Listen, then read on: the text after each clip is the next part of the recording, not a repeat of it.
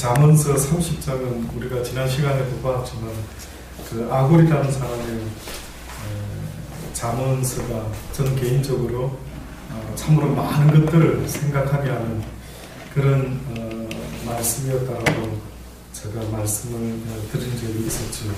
근데 잠언서 31장 마지막 말씀도 또 나름대로 의미 있게 이렇게 잠언서의 마지막 장을 장식하는데, 특별히 오늘 본문이 스스로 소개하는 것처럼요, 르무엘 왕의 말씀한 바고 그 어머니가 그를 훈계한 자문이라고 스스로 먼저 소개를 합니다. 특별히 르무엘이라는 왕이 있었는지는 모르겠는데 역사학자들 간에는 특별히 르무엘 왕이 누군지를 정확히 이렇게 설명이 없기 때문에 어떠한 상징적인 인물인가 아니면은 누구인가 뭐 이렇게 의견들이 많이 있다고 합니다. 그러나 어쨌든 이 르무엘이라고 하는 이 이름의 뜻은 하나님을 위하여라고 하는 그런 이름의 뜻이 있답니다. 어쨌든 이런 이름을 가진 어떤 한 왕을 비유로 잠언서 기자가 우리에게 지금 말씀을 하고 있습니다. 근데 이 잠언서 기자가 르무엘이 자기가 생각해낸 것이 아니라 자기의 어머니가 자기에게 한 잠언이었다라고 말을 합니다. 그 어머니가 이 아들에게, 왕인 직책을 가진 아들에게 뭐라고 이야기를 했는가 보니까, 내 아들아 내가 무엇을 말할꼬, 내 태에서 난 아들아 내가 무엇을 말할꼬, 서원대로 얻은 아들아 내가 무엇을 말할꼬, 3번씩이나 같은 표현을 씁니다. 특별히 이 아들이 어떤 관계인가, 이 엄마와는 어떤 의미가 있는가 보았더니만 특별히 마지막에 보니 뭐라고 해요? 이야기를 합니까? 뭐 해서 얻은 아들이라고요? 서원에서. 혹시 여러분 구약 성경에 서원을 해가지고, 서원이 뭔지 아시죠? 예, 하나님께 약속을 해서 얻은, 하나님 만약에 이리 하신다면 이 아들을 하나님께 드리겠습니다 라고 약속을 해서 아들을 하나님께 드린 엄마가, 예, 한나, 잘 아시네요. 한나, 예, 그렇게 사무엘 엄마지요. 한 사람이 더 있습니다. 뜻밖에. 아들을 아버지께 나시린으로 바치죠. 예, 삼손의 엄마, 삼손 엄마 이름 안 나옵니다. 이름 잘 모르겠습니다만 그 남편 이름 나오는데, 어쨌든 삼손의 엄마와 사무엘의 엄마 한나가 하나님께 서원해서 자녀를 얻습니다. 혹시 그 두 여인 중에 한 여인인가 어쩐가 뭐라고 알 수는 없지만, 어쨌든 또 다른 어떤 한 여인도 자기 아들이 왕이었던 모양인데, 그 왕이 된 아들을 하나님께 아마 서원을 했던 모양입니다. 뭐라고 이 왕된 아들에게 지금 이 에미가 이야기를 하느냐면, 첫째로 내 힘을 여자에게 쓰지 말고 왕들을 멸망시키는 일을 행치 마라. 이것이 첫 번째 아들에게 권하는 것입니다. 다시 말해서 우리가 흔히 뭐 주색 잡기니 뭐니 말하는 것처럼요, 그저 막 유흥에 빠지고 막 아내를, 솔로몬이 망했던 원인도 아시죠? 막 이방 여인을 수많은 아내를 두고 이러는 가운데 그 지혜로운 왕이었던 솔로몬도 멸망할 수밖에 없었던 것처럼요, 아마 이 엄마도 고대의 왕들이 대부분 망하는 게 아내 잘못들이고 이방 여인 잘못들이고 하는 바람에 결국은 그의 판단력이 흐려졌던 이런 일들이 많이 있었던 모양입니다.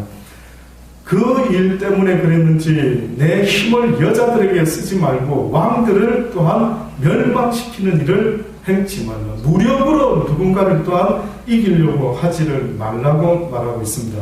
그러면서 르무엘아, 포도주를 마시는 것이 왕에게 또한 마땅치 아니하다. 거의 옛날 고대 왕들이 행했던 모든 걸 지금 다 지적을 하고 있습니다. 거의 왕들은 이게 자기들의 하나의 삶의 모습이었는데, 이 르무엘의 어머니는 뜻밖에도 왕이면 누구든지 다 그렇게 상식적으로 그렇게 살아가는데 유독 왜 그 엄마는 그걸 하지 말라 했을까? 결국 이 엄마는 무엇을 알고 있었던 분인 것 같습니까?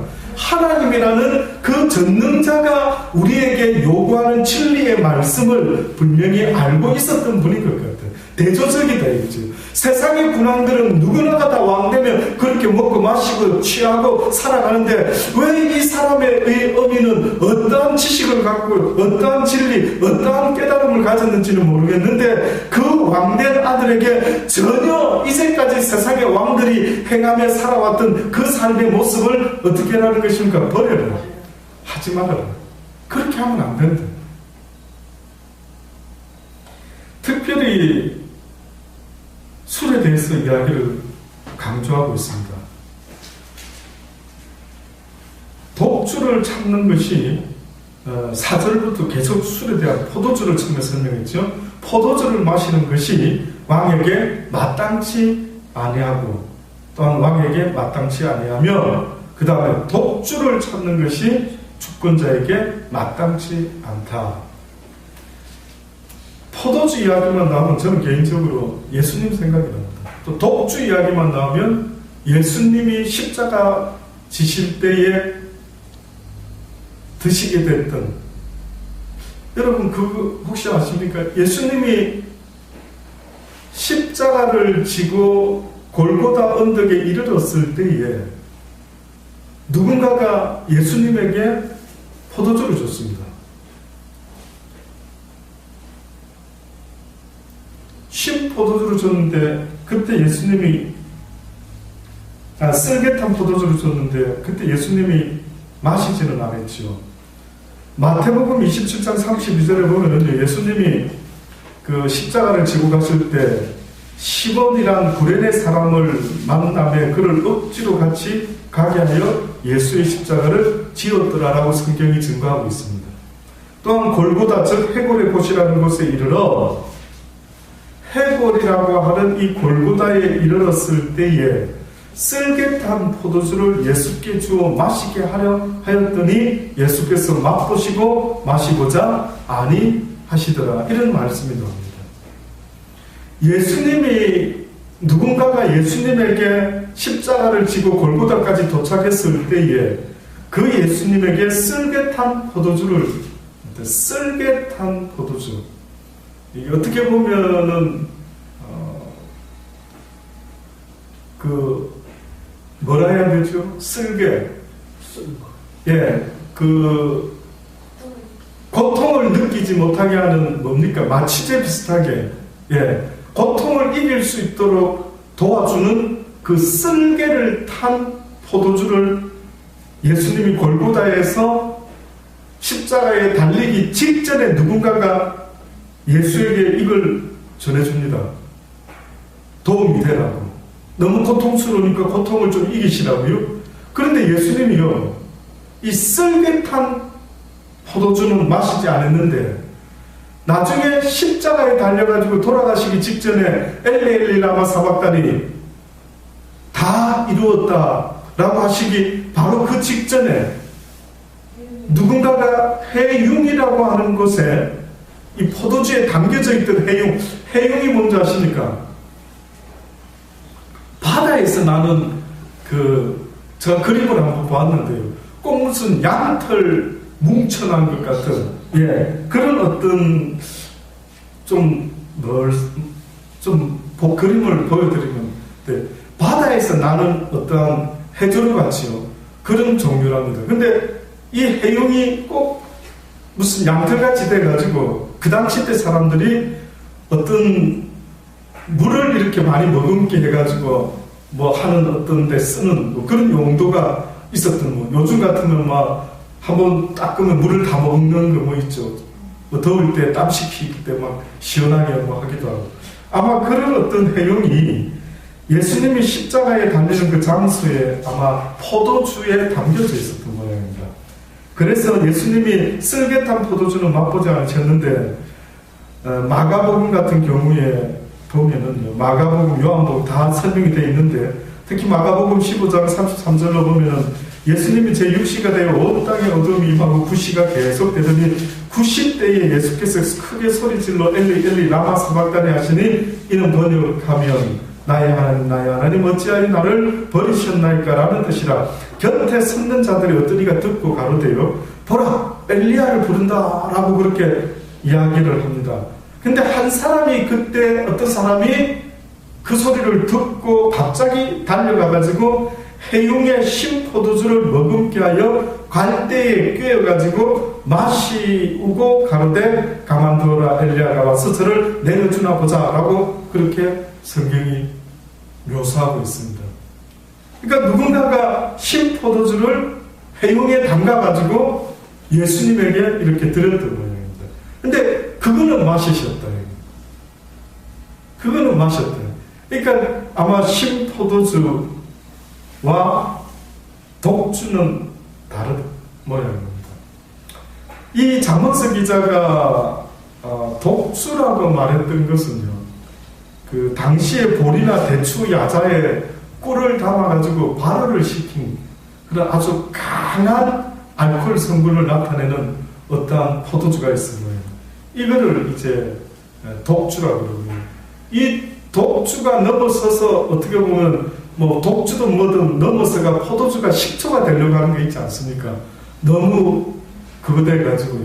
그리 될 때에 아마 맛이 포도주 맛이 나는 거 아주 좀 신맛이 나는 아마 이런 포도주를 주님은 그것은 마시셨는데 고통을 없애주는 그 포도주는 마시지 않았다. 결국 이 이야기는 별것 아닌 것 같지만 성경에서 이런 이야기를 왜 이렇게 써놨을까라고 볼 때 예수님이 우리를 위하여 십자가에 달려 죽으셨을 때 그 고통을 감하지 않았다. 스스로 그 고통을 잊을 수도 있고 어떻게 하든 그 고통을 좀 다른 방향에서 조금이라도 무디게 할 수 있었는데도 기회가 주어졌는데도 뚱딴지같이 어떻게 보면 왜 예수님이 그렇게 쓸개탄 포도주를 마시시면 조금이라도 고통을 덜 수가 있는데도 불구하고 그 포도주를 안 마셨대요. 그냥 단지 죽기 직전에 돌아가시기 직전에 신 포도주 정도는 입에 아마 적시셨던 거예요. 잠언서 기자의 이런 이야기 저는 들을 때마다 자꾸 그런 주님의 당시의 그 모습도 저 개인적으로 이래 오버랩이 되는 겁니다. 포도주를 마시는 것이 왕에게 마땅치 않고 왕에게 마땅치 아니하며 독주를 찾는 것이 주권자에게 마땅치 않도다. 아주 강한 술, 도수가 아주 높은 술을 마시다가 왜? 무엇 때문에? 법을 잊어버리고 모든 강건한 백성에게 공의를 굽게 할까 두렵다.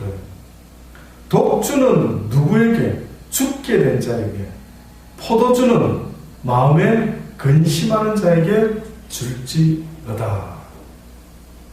결국 그 옛날에도 어떻게 보면은 하나님을 알지 못하고 또 어떻게 보면은 마음에 낙심하고 힘들고 가난한 자에게 위로가 되는 것이 있었다면은 뜻밖에도 하나님 대신에 포도주였습니다. 포도주.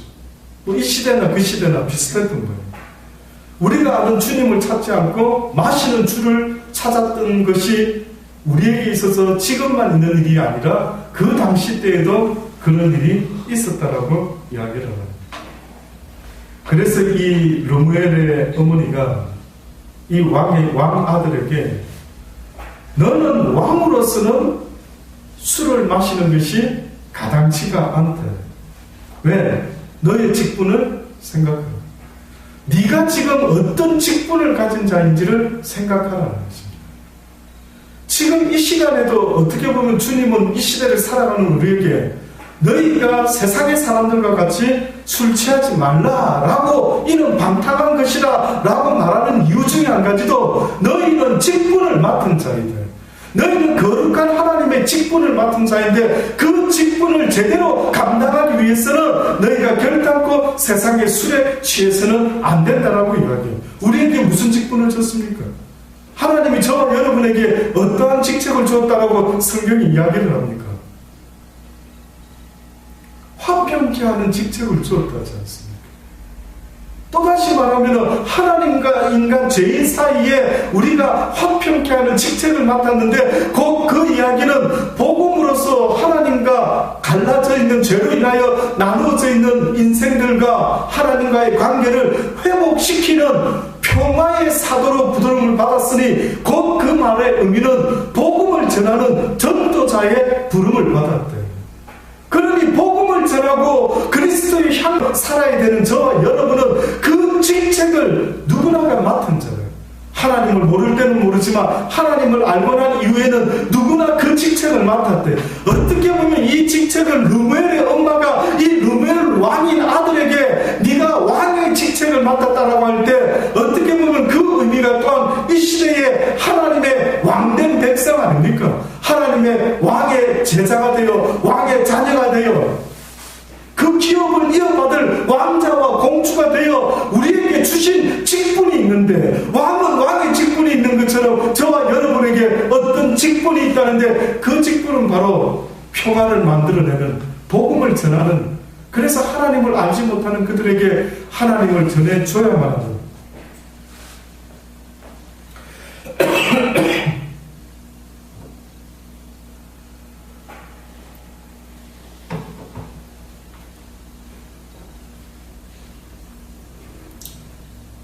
하나님을 전해줄 때 여러 가지 방법이 있습니다.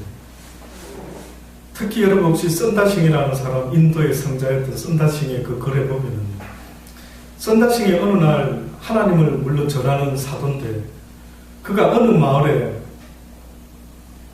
가게 되었는데 그 마을의 사람들이 보니까요 너무 더럽더랍니다. 썬다싱 입장에서 자기가 똑같은 인도 사람이었던 모양인데 그 사람들을 보니까 너무 추잡더라는 거죠. 너무 더러워. 근데 그 마을에 들어가니까 웬 아이 하나가 썬다싱을 이렇게 이방인이 들어오니까 이렇게 신기해서 이렇게 막 자꾸 보고 그러더랍니다. 그런데 썬다싱의 손을 보더니만 그 아이가 자기의 손하고 썬다싱의 손을 비교를 하더랍니다. 그러더니만 이 아이가, 소년이 갑자기 시냇가로 달려가가지고요 손을 깨끗이 씻고 그렇게 오더라는 것입니다. 왜 그랬을까요?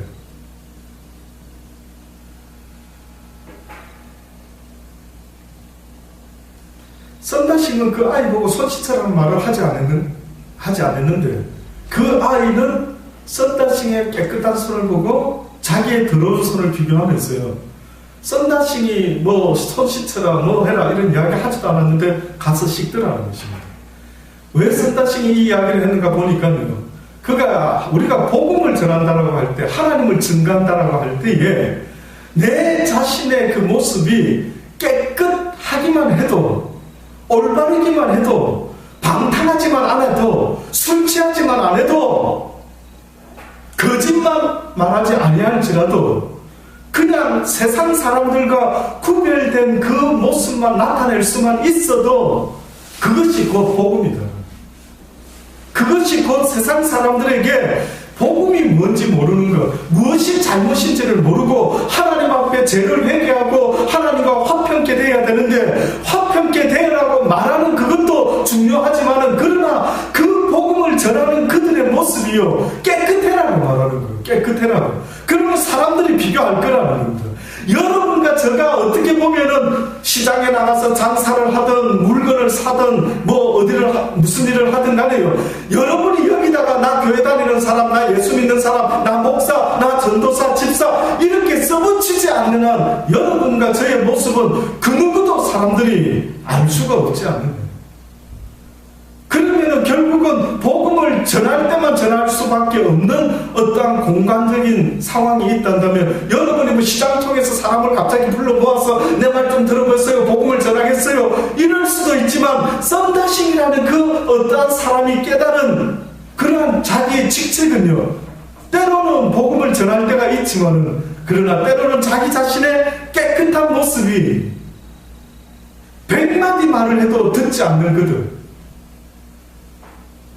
또다시 말하면 만약에 썬다싱이 그들처럼 시커먼 모습으로 해가지고 가가지고 깨끗하게 사세요, 몸 깨끗이 해야 됩니다, 정결해야 됩니다 수백 번을 말해도 아마 그 사람이 이 사람이 무슨 말 하나 깨끗한 게 뭐지? 지금 누구 보고 말하는 거야? 누가 깨끗하다란 말이야? 도대체 어떤 경우가 깨끗한 거야? 이해하기가 어렵지 않았겠습니까? 그런데 뜻밖의 썬다식의 깨끗한 손이 어떤 한 소년의 마음을 움직여서 내 손은 왜 저 사람에 비해서 더럽지라고 해서 쫓아가서 씻었다라는 거예요. 이것이 바로 르무엘이 왕의 직책을 가진 자로서 자기 애미에게 권면을 받은 것처럼 아마 하나님을 믿노라고 말하는 자들, 또다시 말하면 이제 하나님이 어떤 분인지를 깨닫고 그분을 믿고 따르며 그 말씀대로 살아가는 그 믿음의 사람들에게 공이 똑같은 직책이 있다라고 말하는 것 아니겠습니까?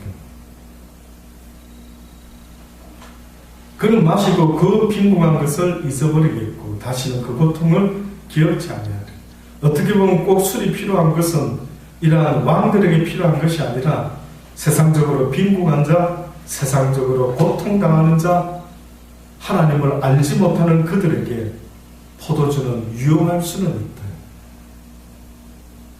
세상 하루하루 살아가는 게 너무 힘들어서 그냥 이 고통을 조금이라도 잊어보기 위해서 오늘도 하루의 마지막에 술을 한 잔 마시고 거나하게 취해서 집에 들어오는 우리의 아버지들 모습과 같이요.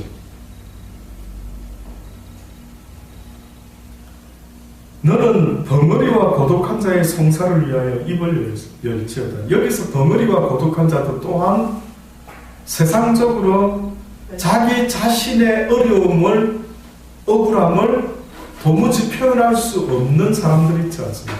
실제 벙어리 말이에요. 물론 실제 벙어리도 될 수도 있을는지 모르지만 어떤 면에서는 그 뜻이 아니라 약해서 너무 힘이 없어서 너무나 자기의 억울함을 누가 풀어줄 수 없는 이러한 연약한 자, 벙어리와 고독한 자의 송사를 위하여 입을 열지어다.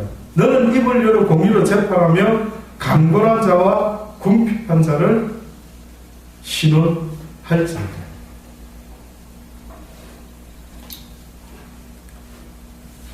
그리고 두 번째로 큰 대목으로 르무엘이라고 하는 왕을 자문서 기자가 비유로 들었고요. 그 다음에 두 번째로 비유를 들은 것은 어떻게 보면은 현숙한 여인을 비유로 들은 것입니다. 누가 현숙한 여인을 찾아 얻겠느냐? 그 현숙한 여인을 얻을 수 있는 그 값은 진주보다도 더하다. 그런 자의 남편의 마음은 그를 민난이 산업이 필절치 아니하겠으며 그런 자는 살아있는 동안에 그 남편에게 선을 행하고 악을 행치 아니하니라. 어떤 면에서는 여기서 남편이라고 할 때는 하나님의 마음 같아요. 하나님의 입장인 것 같아요. 여기서 현숙한 여자라는 것은 바로 하나님을 누가, 예수 그리스도를 누가 남편으로 삼고 아버지로 삼고 지아비로 삼아서 그 남편을 영광스럽게 만들어내는 그러한 복된 자가 누구인가 하는 것을 물어보는 것 같습니다. 누가 현숙한 여인이 되겠느냐? 그 값은 진주보다도 그런 자의 남편의 마음은 그를 민단히 산업이 필절치 않고 그런 자는 살아있는 동안에 그 남편에게 선을 행하고 악을 행치 아니하다. 그는 양털과 삼을 구하여 부지런히 손으로 일하며 상고의 배와 같아서 먼 데서 양식을 가져오고 밤이 새기 전에 일어나서 그 집 사람에게 식물을 나눠주고 여종에게 일을 정하여 맡기고 밭을 감품하고 사며 그 손으로 번 것을 가지고 포도원을 심으며. 얼마나 현숙한 여인의 그 어떤 부지런함과 지혜로운 모습을 계속해서 이야기를 하지 않습니까? 이 여인의 마지막 모습을 지금 이야기를 합니다.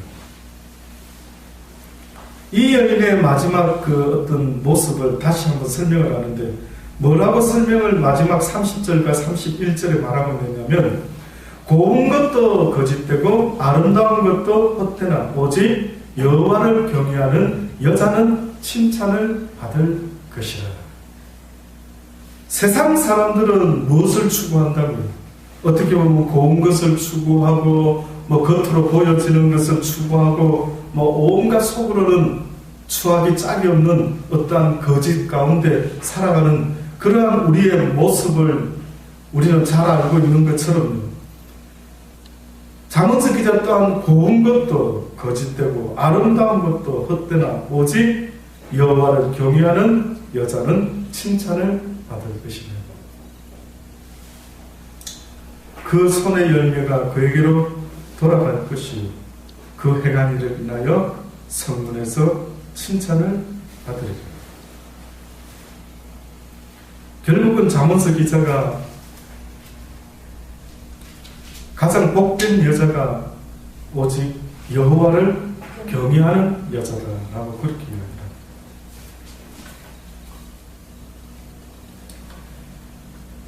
성경에 보면은 여호와를 경외하는 자의 모습이요 뜻밖에도 가부나 고아를 해롭게 하지 않는 자가 곧 여호와를 경외하는 자라고 말합니다.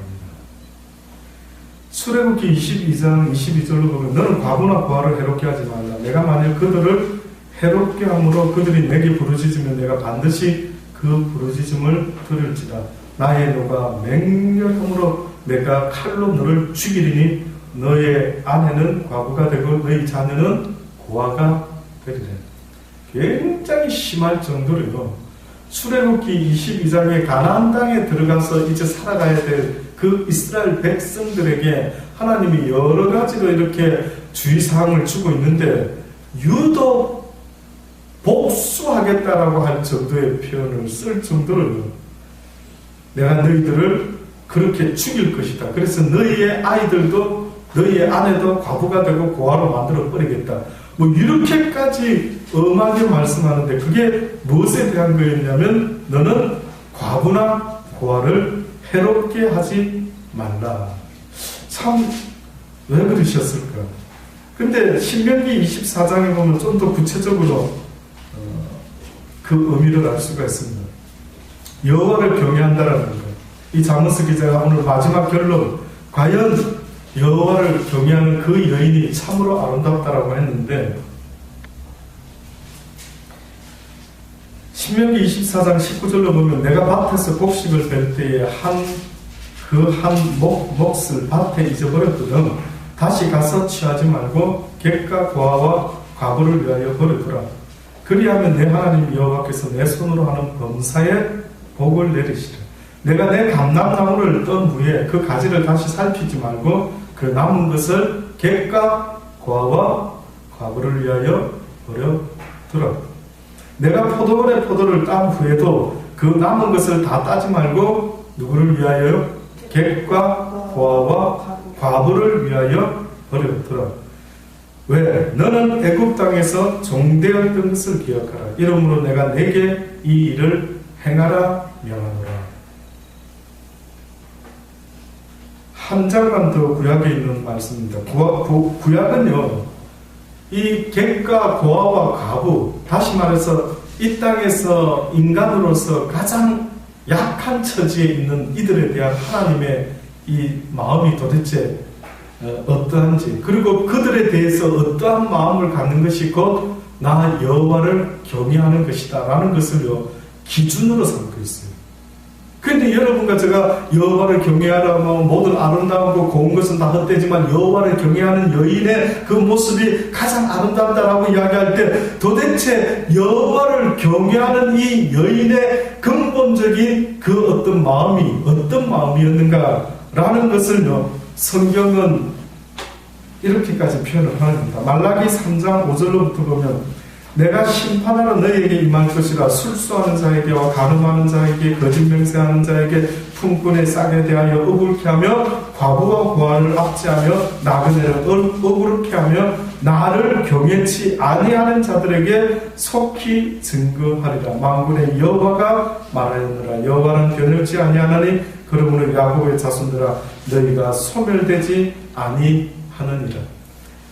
여호와를 경외하지 아니하는 자들아라고 말하시면서 그 앞에다가 어떤 자들을 쭉 설명을 했는데 그들의 모습이 술수하는 자, 간음하는 자, 거짓 맹세하는 자, 품꾼의 싹스에 대해서 억울케 하는 자들, 또한 과부와 고아를 돕지 아니하고 압제하며 나그네를 억울케 하며 나를 경외치 아니하는 자들에게 내가 속히 증거하겠다.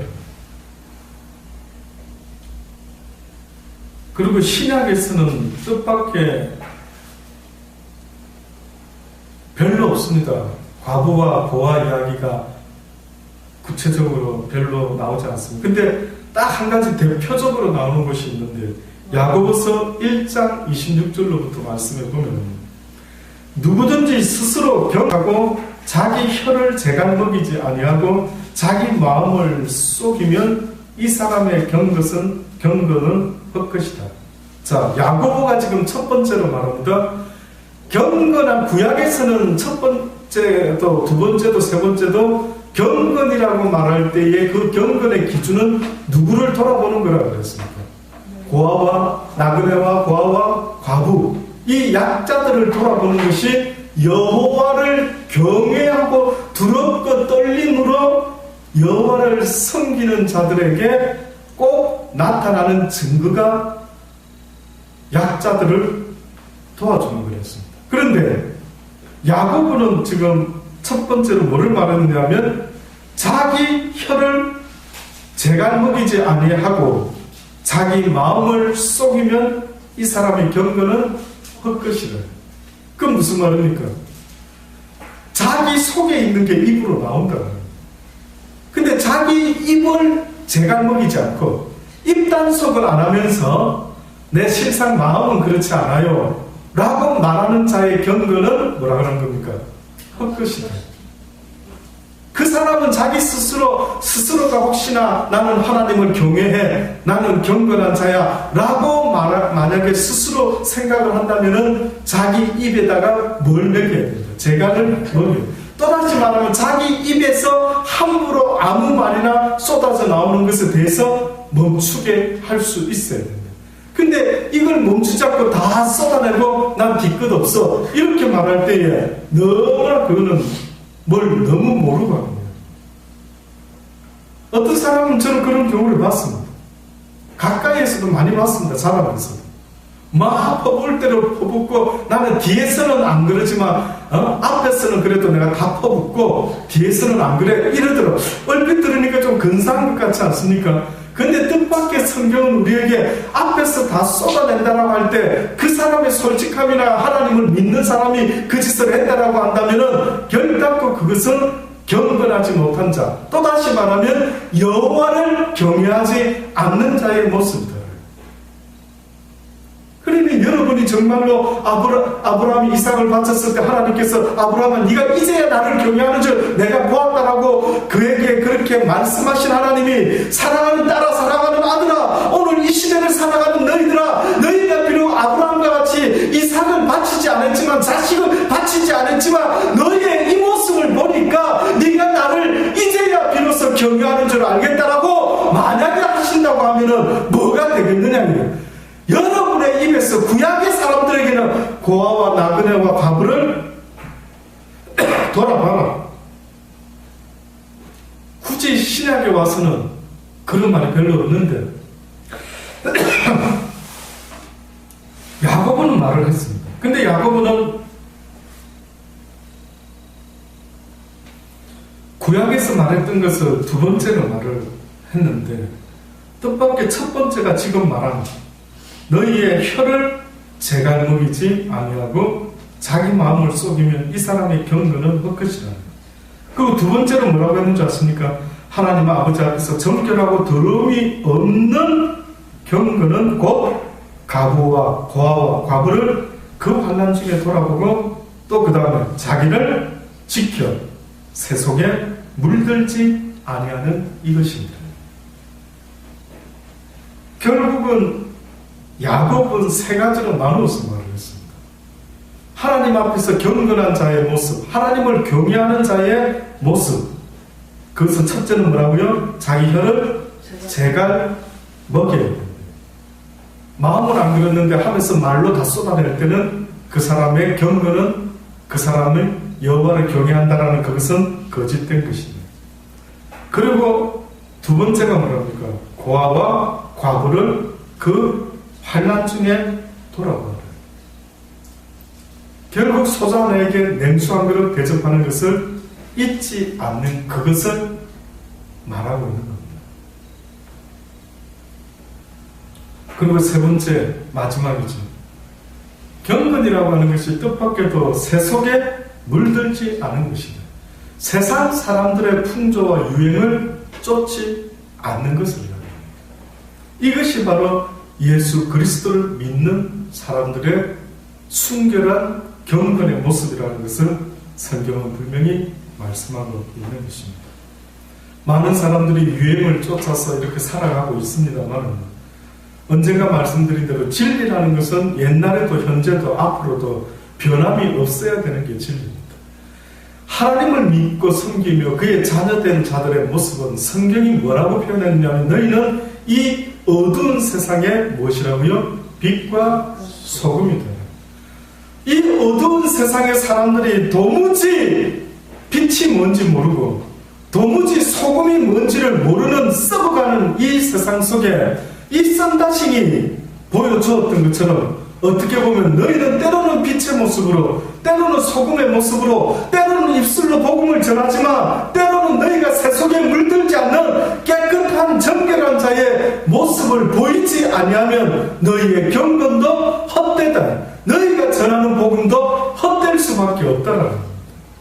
그래서 저는 여러분과 저가요 쉽지는 않은 좁은 길이지만은 입술로만 하나님 이야기하는 자가 되어서는 안 된다는 것입니다.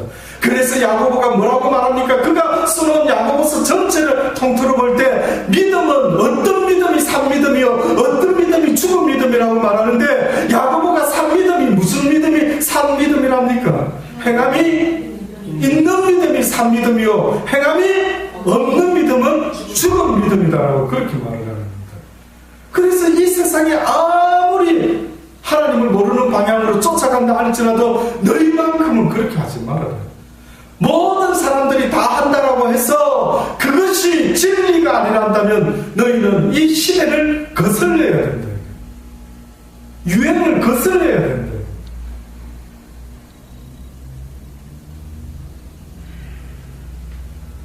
옛날에는 저는 이런 생각도 들더라고요. 제가 대학 다닐 때까지만 하더라고요. 수업 중간에 누군가가 학생이 늦게 쓱 들어오면은 저희 때는 거의 다가 자세가 숙이고 당연히 숙이고 미안해서 교수님께 혹시나 수업 방해될까봐 살살 이렇게 하지 않았습니까? 예를 들어 이것이 당연한 도리라고 한다면 근데 어느 순간에요 그냥 수업을 방해하는 그런 모습으로 중간에 들어오는데 야, 너 그렇게 하면 안 되지. 뭐라고 하는지 아십니까? 내 돈 내고 수업하는데 그게 어째서 내가 뭐 미안할 게 뭐 있느냐 이렇게 말한답니다. 무엇인가 진리라고 하는 것 무엇인가 하나님 앞에서 사람의 도리 마땅히 행할 그 어떤 모습들이 있다라고 성경은 우리에게 지금도 말씀하고 있는 것입니다.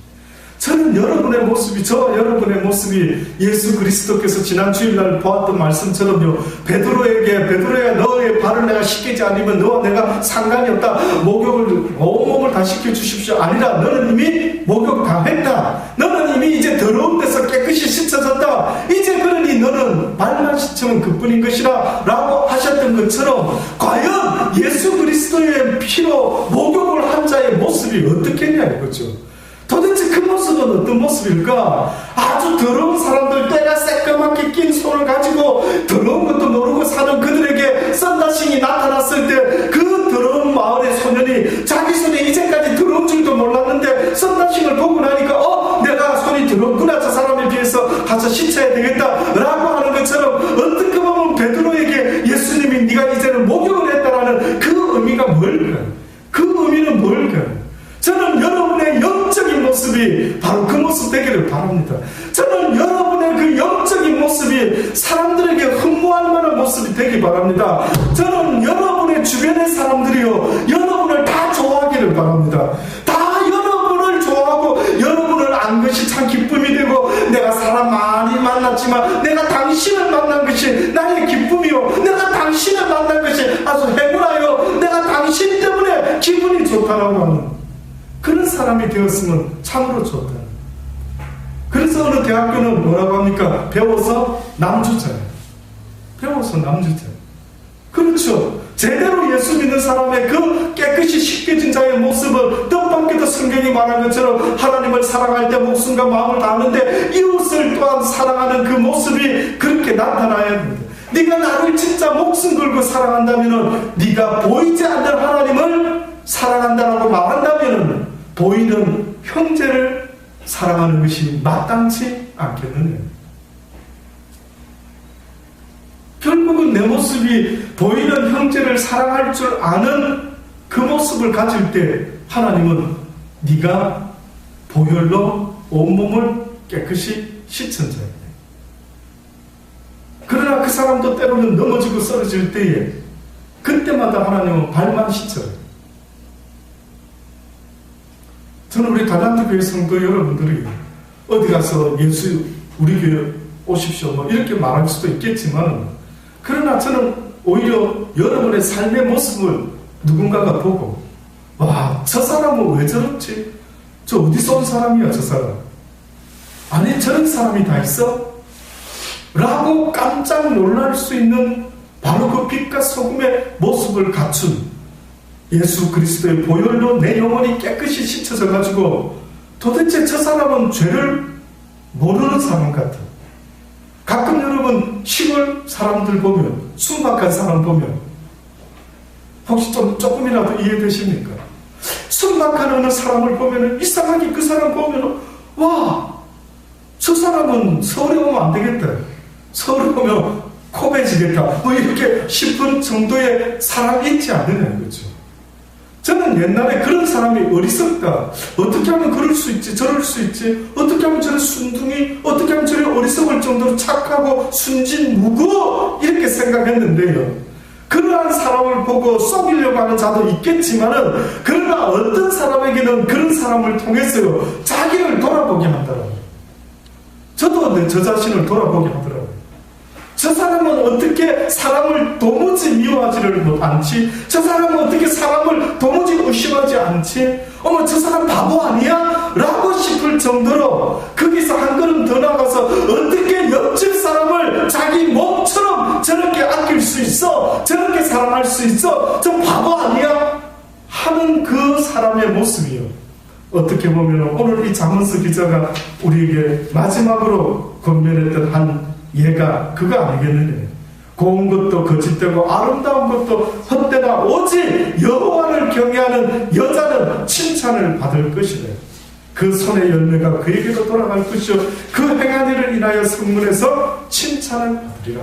그 말씀대로 사는 그 사람의 모습이 바로 이 여인과 똑같지 않겠느냐.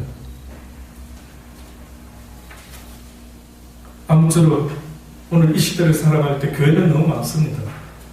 복음을 이야기하는 목사도 많고요, 교회 다니는 사람도 많고요. 그러나 과연 이렇게 하나님을 경외하는 여인이 과연 얼마나 있을까라고 생각할 때 저와 여러분이 바로 그러한 여인이 될 수 있기를 간절히 주의 이름으로 축원합니다. 기도하시겠습니다. 좋으신 아버지, 그렇습니다. 세상에 아름다운 것도 고운 것도 모든 것이 다 헛되다고 하신 주의 말씀 기억하게 하여 주옵소서. 아무리 돈이 많아도 헛되며 명예가 있어도 헛되고 모든 것이 다 세상에서 헛되지만 이 세상에서 헛되지 않는 것이 하나 있다 하셨으니 곧 여호와를 경외하는 자의 그 믿음이 참으로 헛되지 아니하다라고 말씀하셨는 줄 믿습니다. 우리 모두가 그렇게 말로만 주를 이야기하지 아니하고 우리의 삶 가운데 깨끗한 자의 모습으로 그래서 더러운 자신들의 손을 보며 이렇게 살아서는 안 되겠구나라는 것을 깨달을 수 있도록 우리가 그러한 직분을 맡은 자의 모습이 되게 하여 주옵소서. 예수님의 이름으로 감사하며 기도드리옵나이다. 아멘.